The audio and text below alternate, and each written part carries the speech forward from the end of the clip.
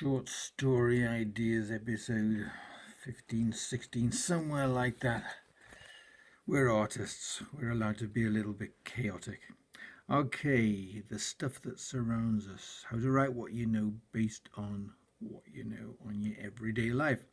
Now, if you're here, you're a writer. Even if you haven't written yet, you aspire to be a writer. That makes you a writer. And the rest of you are. And we're going back to our home environment. And the reason I mentioned that you're a writer is Stephen King and a lot of other people have pointed out if you're a writer, you should be reading. So you've got to have books in your home. If you haven't got books in your home, you must have a favorite book. So you can get a lot of inspiration from the books you've already got, particularly those you read a while ago and maybe you haven't gotten around to gifting or thrifting out or whatever it is, decluttering.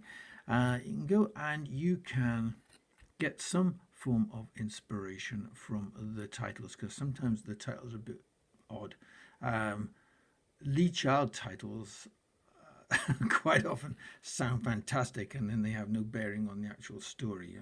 Personal and Echo. I love the title Echo Burning. I've not read it yet. I'm keeping that for that kind of Danish.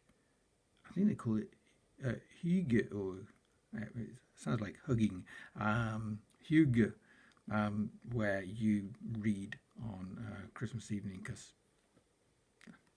because it's a great thing to do by a heat source with a glass of wine in the evening. And anyway, I digress. So basically, yeah, look at the titles. Now, I'm going to give you a prompt for today because the shops are starting to open again, including the charity stroke thrift shops here in the UK after having been closed all this time. And there was a table out, and they outside one of them today in the place where I live. And I didn't catch the entire, I was just scanning, but I kind of stopped and thought, oh, that'd be good. And it was something to do with a holiday. And holiday in America generally means that we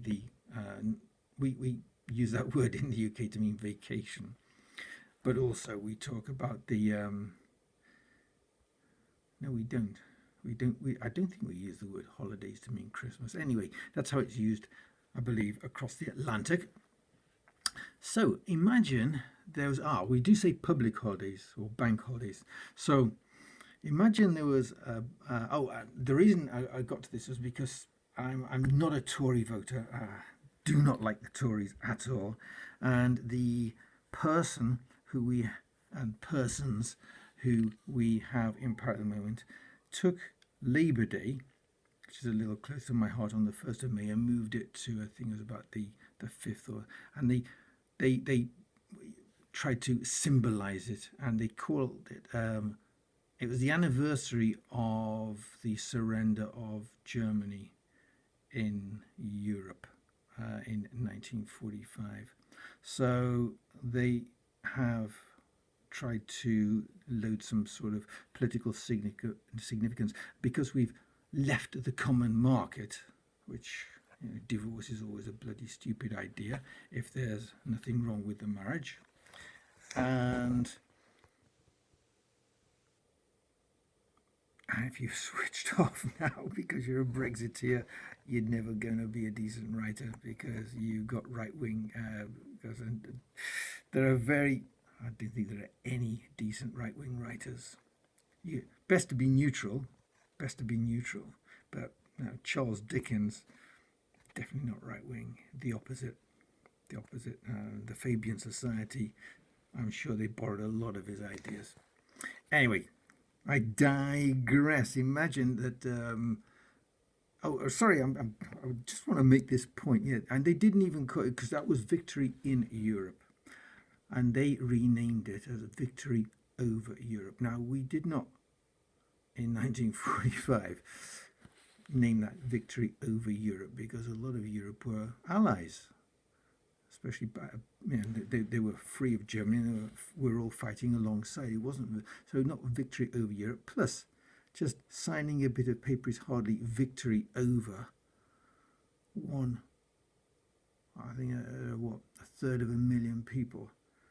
It's a disgusting right wing, nasty, nasty, nasty way to think, and nasty use of words, and it completely subverts the efforts of all the people who shed blood and were tortured and went through deprivation for so many years, not just during the war but after it, so that Boris Johnson can swagger around like a...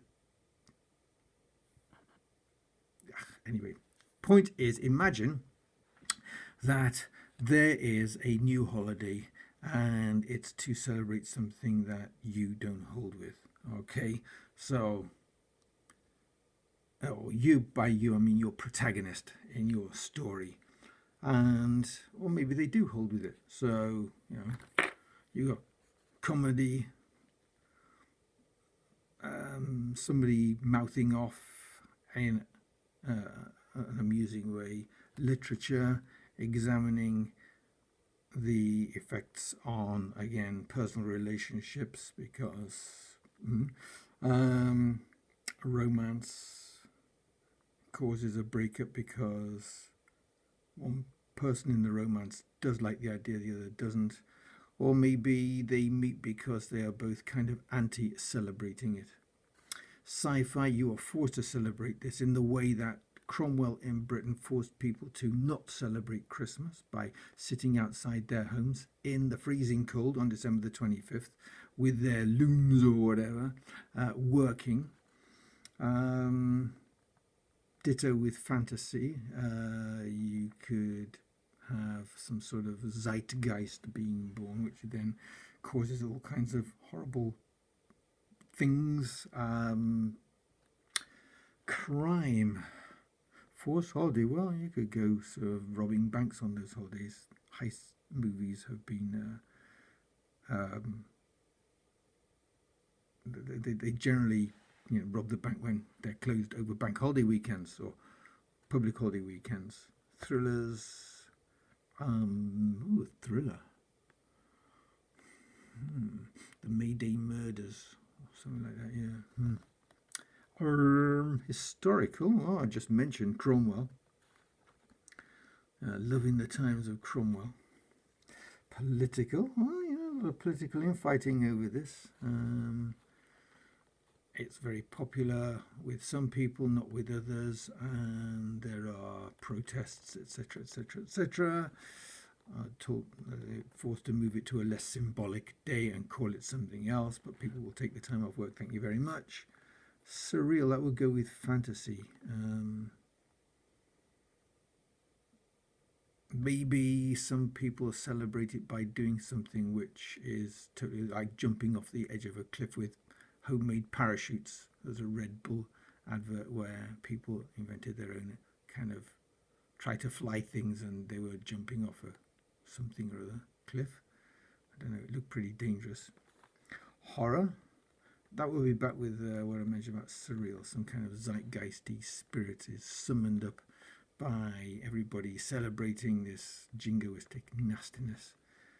Biographical. Well, Boris Johnson loves Winston Churchill, who by all accounts is a thoroughly nasty piece of work. So invent a holiday which is based on somebody nice. It doesn't have to be a negative holiday. It could be, some national scientist who is just being recognized now, and examine their story. Jury, can't see how it fits, to be honest. And Watson, can't see how that fits either. Not everything is going to fit everything. But, oh gosh, as usual, I've rambled on 9 minutes and 30 seconds. Anyway, yeah, we'll look at your own bookshelf again next week. All right, bye. Oh, like, subscribe, help the algorithm know that you are finding this useful. And oh yeah, the third thing is the notifications bell. Sorry, I keep forgetting the notifications bell, so that